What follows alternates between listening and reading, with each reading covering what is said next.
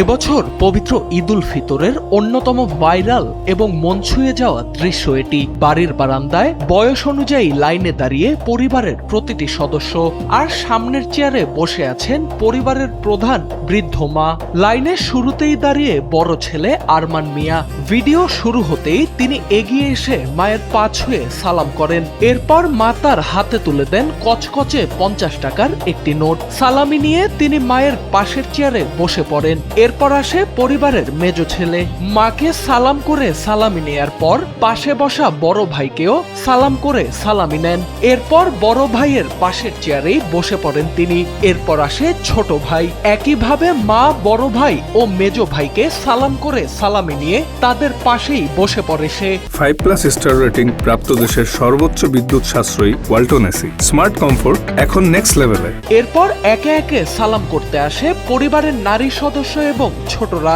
সবাই চলছে একই নিয়মে। সালাম শেষে সালামি নিয়ে তারপর বসে পড়া, যেন পরের জনকে সালামি দিতে পারে। এ সময় পুরো বিষয়টা যেন পরিণত হয় এক নীরব অথচ সুন্দর পারিবারিক চক্রে। বর্তমান সময়ে যখন পারিবারিক দ্বন্দ্ব আর দূরত্বের গল্পই বেশি শোনা যায়, তখন এমন একটি দৃশ্য নাড়া দিয়েছে গোটা দেশের মানুষকে। সামাজিক যোগাযোগ মাধ্যমে ভিডিওটি ইতোমধ্যেই দেখেছেন প্রায় 2,70,00,000 মানুষ।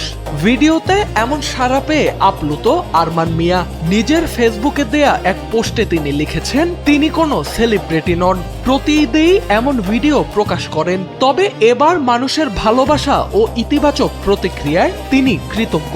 আরমান মিয়া আরো জানান, তারা 3 ভাই ও 3 বোনের যৌথ পরিবার। 2004 সালে বাবাকে হারানোর পর বড় ছেলে হিসেবে পরিবারের সবাইকে একসঙ্গে ধরে রাখার চেষ্টা করছেন তিনি। তার কথায় ভাই বোন, ভাবি ও সন্তান সবাই তাকে সম্মান ও সহযোগিতা করেন।